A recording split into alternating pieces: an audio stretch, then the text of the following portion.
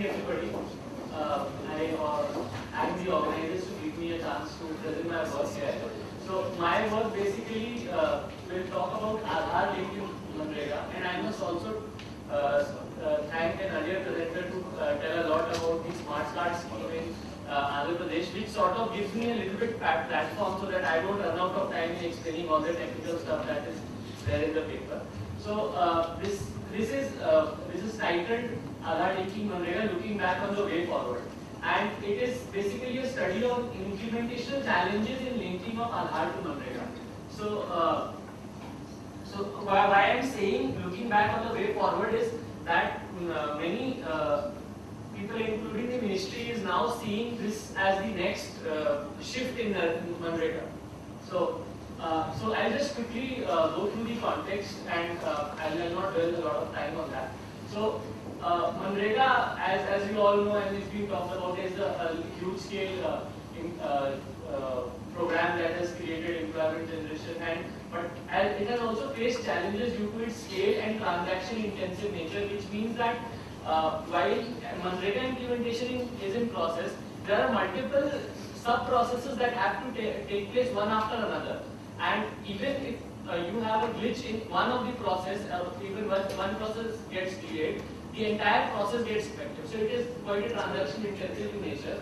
And MGNREGA has also again tried to overcome these challenges through major changes in operations, like increasing the kind of works that you can take up, or even when initially Nikhil was talking about moving from banks to post offices. And many of these have been ICT-based changes. Now, why are we talking about Aadhaar, and also in some context of biometric model that he just suggested, that it is being seen as the next revolution in ICT.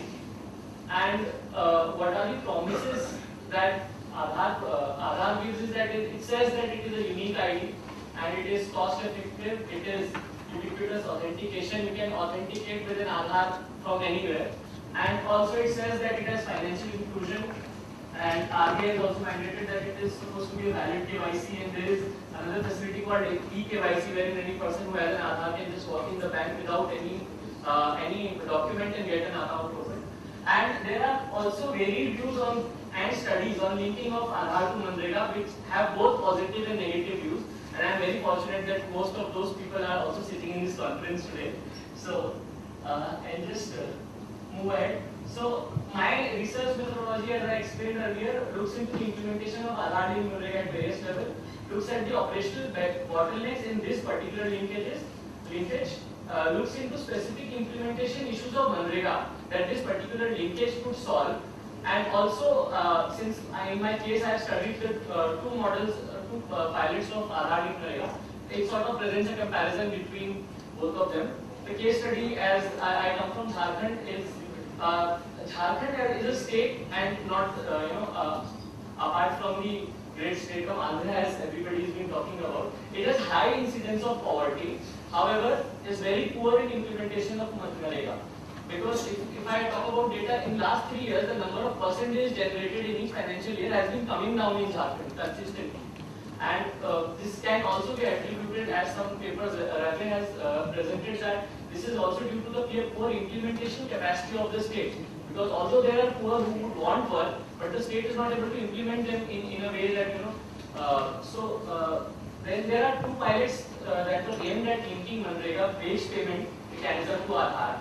And these two pilots have been studied, one in Ratu block and another in Nampur block of Jharkhand. Since I am studying the implementation, I wanted to not go into a majorly quantitative, and I asked people how is it going. I used a research methodology called process influence mapping, where I conducted 4 FGDs with the functionaries of the field and sat with them and asked them to draw to me how the process goes and what are the bottlenecks in each of the sub-processes. And also I have interviewed workers and other stakeholders. So this is now I am just telling you what happens in these pilots, and then my findings I collate in another section wherein I talk about the implementation bottlenecks. So first of this was taken up in financial year 2011-12. Ritika and John both have written about it. And in this particular pilot, all accounts of that particular blocks were opened in one bank. And there is one BC which is operated by the appointed by the bank, and it operates bank account of Manrega worker from a particular location, which is generally a panchayat hall. And it was said that the allocation was done by seeing which bank has the highest presence. In this, Aadhaar is used at two places, and that is going to be as a part of my process influence map. So this is a particular process influence map. I'll explain this one, so I'll not explain the next one in that detail. The blue ones here tell you, the boxes mean the stakeholder. The blue ones tell the influence on the outcome of that particular stakeholder in the process. So what I have put out that this is a particular place where when the worker registers for the Manrega, or even when the bank account is opened, and that is one point where Aadhaar is captured, and it is used only once when the VC delivers the money to the worker. And the red dots actually attribute to the entry points of corruptions in Narega generally, which the other presenter had also told that you have 10 workers who actually work then, but you fill up the muster roll of 30 people, and then does the MD accordingly, and then that is a major point of leakage. And another point of leakage is at the point of dispersal of workers. I would also want to make one thing clear that this is being drawn with the field functionaries, so it might not be as it is mandated in the operational guidelines or the documents, but it is how the things are going on in the field as per my study. And the entire process is given in the paper from 1 to 15. So here I found that contrary to the views of another presenter, that one bank, one block model works very well. I have seen that one bank is allocated to one block, the influence of that particular bank becomes very high in that process. And it also happens that if this bank cooperates and does well, the system does well, otherwise the system falters. The findings of implementation findings will be collated in the coming slide. Then this is the second case study wherein disbursal of wages was done through India Post Bank account. So first of all, India Post network is not on the core banking system. So what was done is that Aadhaar based point of sale device was given to the branch office, and it was supposed to reduce beneficiary travel time and cost and eliminate fraudulent transactions. Also, it was said that financial inclusion of workers as other banking transactions could also be done using this point of sale devices, like workers could actually save money and transact money and send money to other accounts. And it says that it curbs leakage that happen without the knowledge of worker. Like it was mentioned that there are 40 people in whose name money is being taken out, but out of that 30 actually don't know that money is being taken out in their name. So that kind of leakage this was able to curb because worker has to be physically present there to take out the money. So this is again the process influence map of the second pilot. Herein I have tried to show two processes. This particular thing is where when the money travels in the present EFMS system, it travels from the bank to the nodal bank of the head post office, from there to head post office, and from there to sub post office, and from there to bank office, branch office. And these three processes here are manually done by the post office as of now also. So what does this pilot do is, it straight away takes up data from the head post office and takes it to another server, which makes it available to the branch office. So it reduces the physically the cash flow time and the data flow time in this particular process.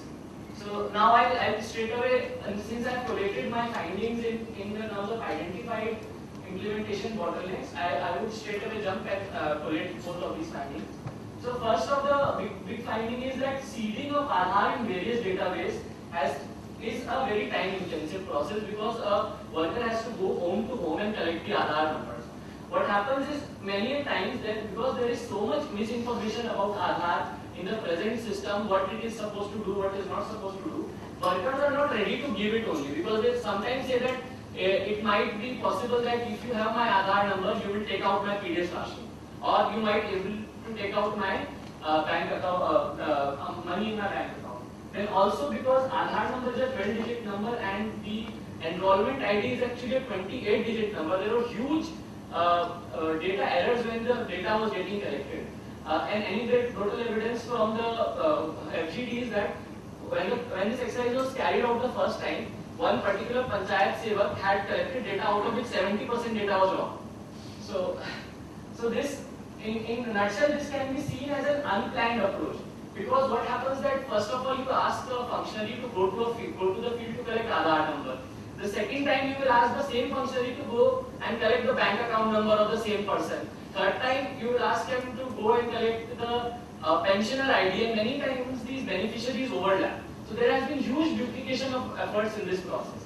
And also I would like to mention that at the time of enrollment of Aadhaar, there was supposed to be a Know Your Resident form, which was supposed to collect the NREGA job account numbers, the pension IDs of the resident.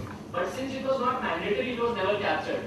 So now I'll also have to say that there are now two big databases. One is NREGA database and one is UID database. And now there is a need of another huge exercise of seeding to connect them together.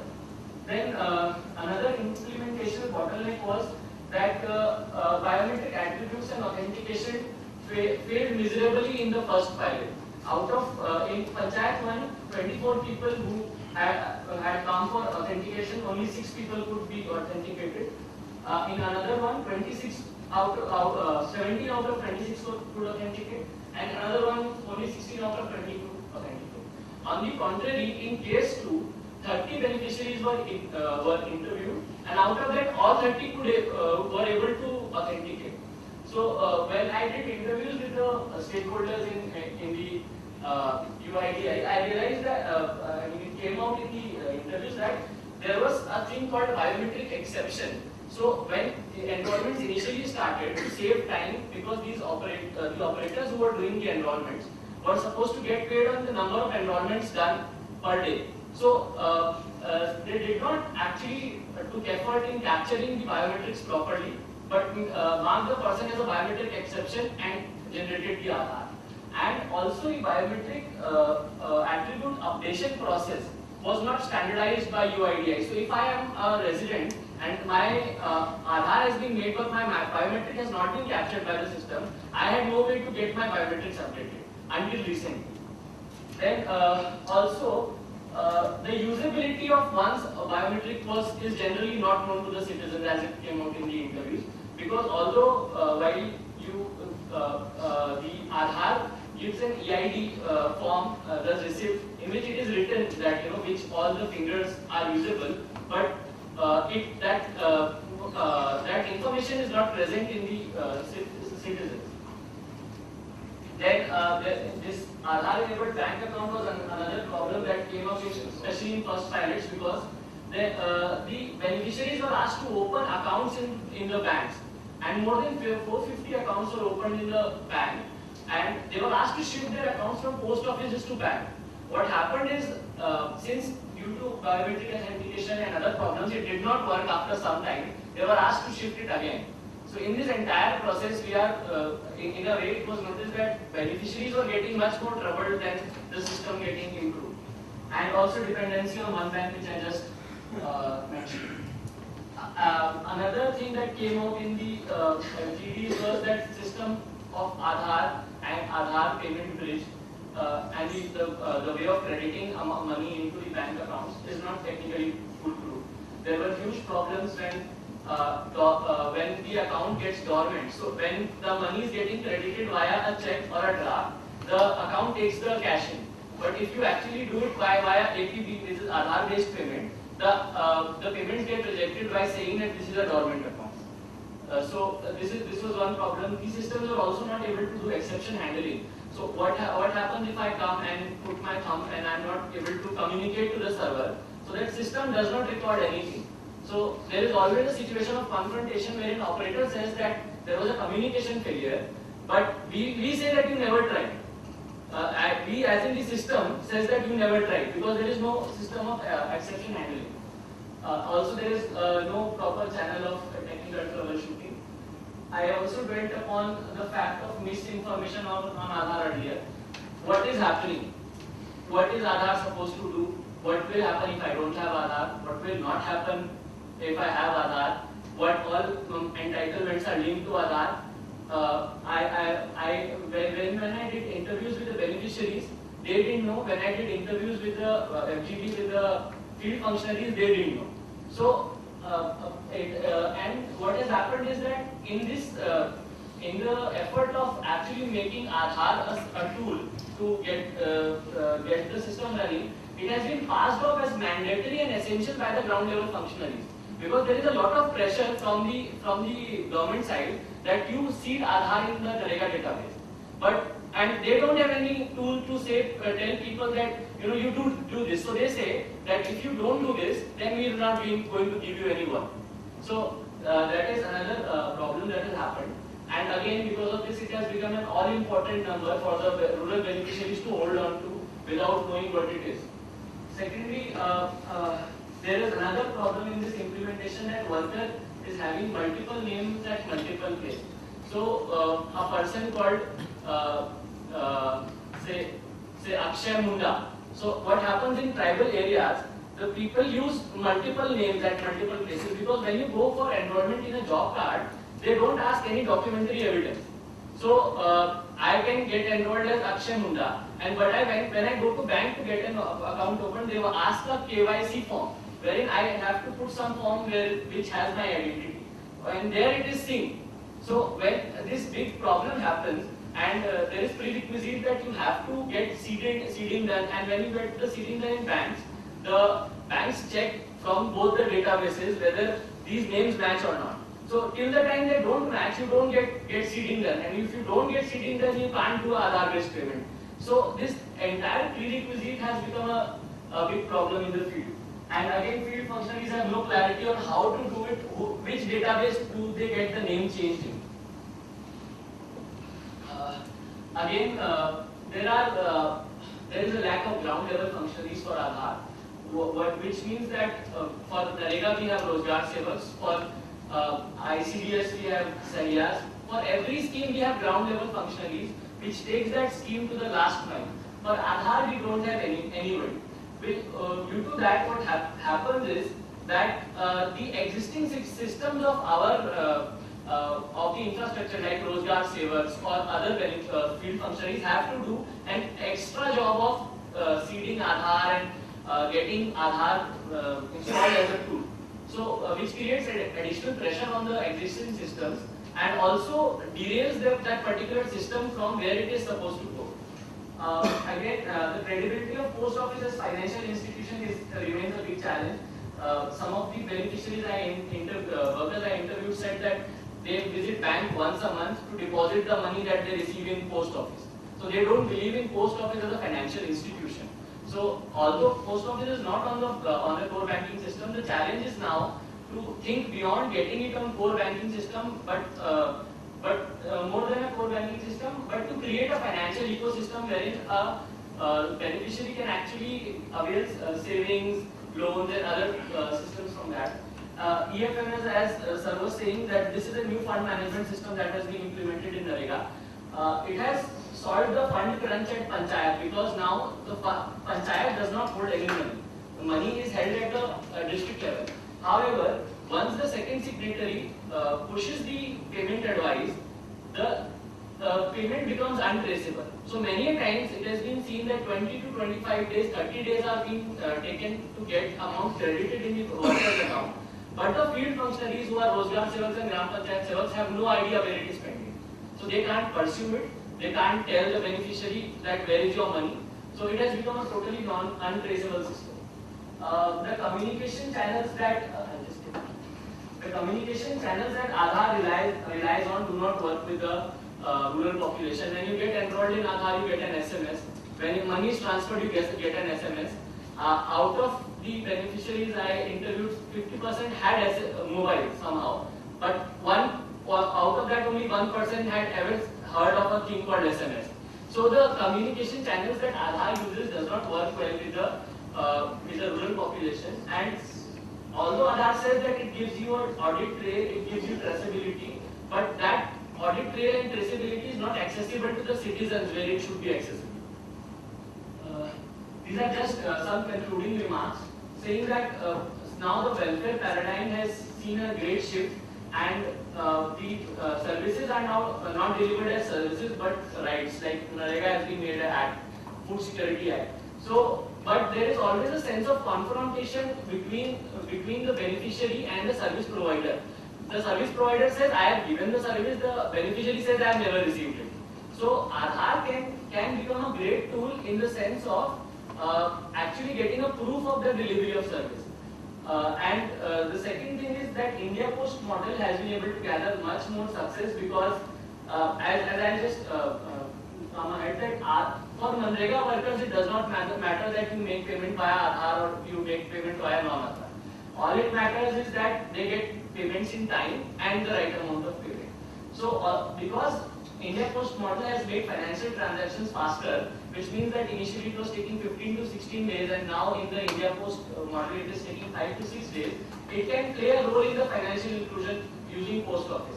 However, I would like to stress at the fact that the workers should be, it came out in the FGDs also, that the workers should be given a choice as to which payment option they are wanting to choose. When we as high net value customers are given a choice that we can have a debit card, we can also walk into the bank and take out money, we actually cannot ask the rural poor to only use their thumb to get the money.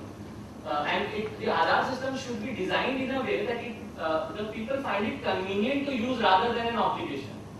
Aadhaar linkage of MGNREGA, the study comes out with the view that it is capable of handling implementation at huge scales. However, it has multiple requisites, and as I discussed earlier, and these systems of Aadhaar are still evolving.